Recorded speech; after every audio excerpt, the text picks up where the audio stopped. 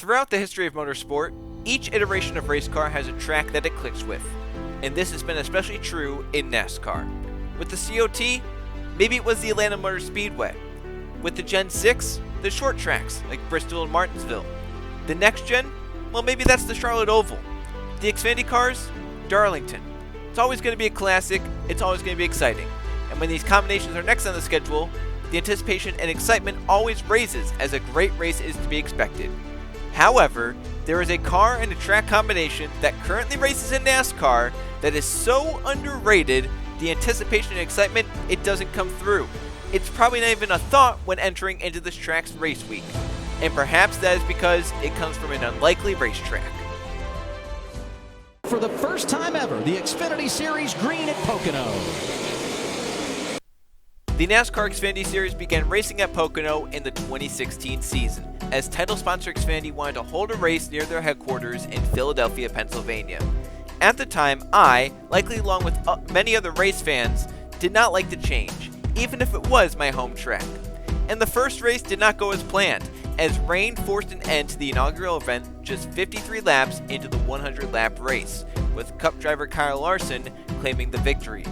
However, a reduction in the Xfinity car's downforce for the 2017 season would unknowingly bring new life for the series at Pocono. The 2017 Pocono Green 250 saw lots of green flag running with just 3 caution flags, 2 of which were for stage endings. And while the racing and strategy throughout the beginning and middle part of the race was solid, the last run to the finish was one of the best a race fan could ask for. On the final restart, Elliott Sadler pushed the dominant driver Brad Keselowski wide into turn 1, causing Brad to fall outside of the top 10 with less than 15 laps to go. However, Brad sliced through the field, gaining back up into the top 10, and then to the top 5, and finally back into position to win. But he needed to pass the 2016 winner Kyle Larson to do it. On the final lap, Brad took advantage in turn 1 and raced Larson door-to-door down Long Pond Straight, bringing Justin Allgaier into the fight for the lead. By the end of it, Brad made the last lap pass for the win and took home the victory in the second ever NASCAR Xfinity Series Pocono race. The 2018 Pocono Green 250 does not exist.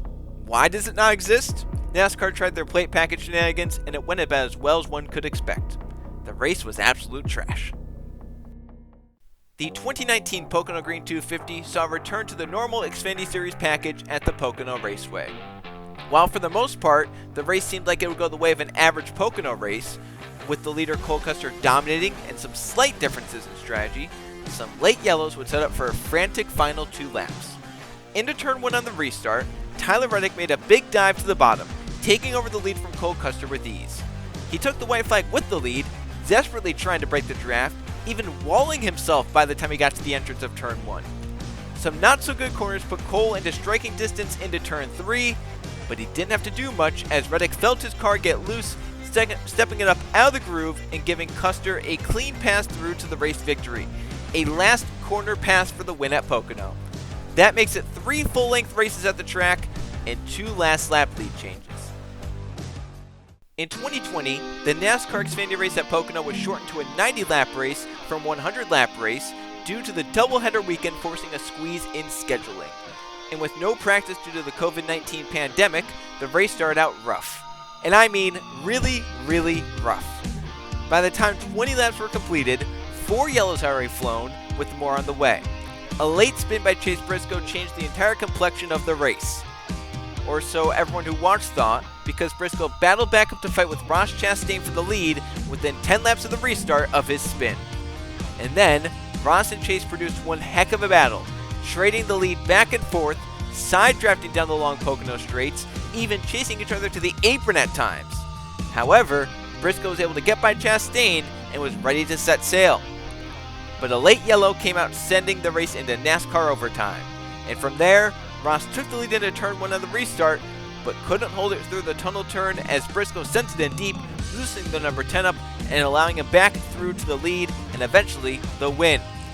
While a lead change never technically did occur in those final 2 laps, the final on-track pass for the win happened with 1.5 laps to go, producing, once again, another thrilling Xfinity Series Pocono finish. The 2021 Pocono Green 225 featured the longest run to the finish for an Xfinity Series race at Pocono, with the final 41 laps run under the green flag. And while there was no thrilling late race pass for the lead, there was a threat of a late pass for the race victory.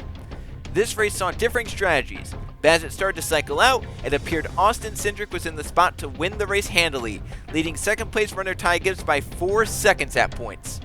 And when Cindric took the lead with 15 laps to go, his margin over second was 3.2 seconds, a daunting task for the rookie Gibbs to somehow overcome. And for a while, it did seem impossible, the gap maintaining at 3 seconds with just 5 laps to go. But then, the gap started decreasing, and rapidly. As noticeable as the change had to be on the TV ticker, it was just as noticeable from the stands, seeing the 54 gain on the 22. A 3-second margin disappeared to 1 second in just 3 laps. And by the white flag, Gibbs was there. The gap was no longer measured in seconds, but in car lengths. Gibbs tried as best as he could, but Cindric held on for the victory. In 5 laps, the gap had went from 3 seconds to just 0.3 of a second. It didn't involve a late race pass, but the 2021 Xfinity race at Pocono had drama in its own way. The 2022 Explore the Pocono Mountains 225 featured another long run to the finish at 34 laps, and it included a very familiar driver looking to chase down the leader for the victory.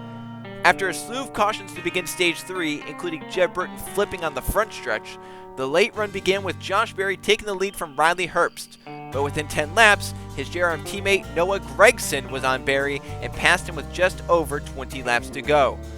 Gragson had led a good chunk of the race up to this point, so it looked like he could walk away with it.